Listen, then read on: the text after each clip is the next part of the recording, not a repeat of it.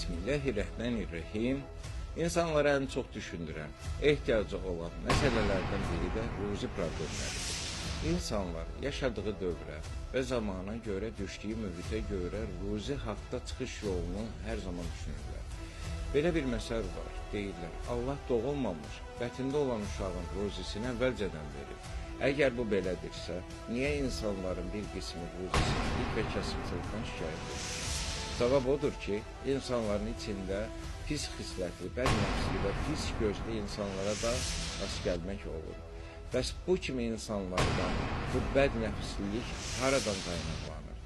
Bu zaman ruziyə qarşı dövriyə girən qüvvələr ortaya çıxır.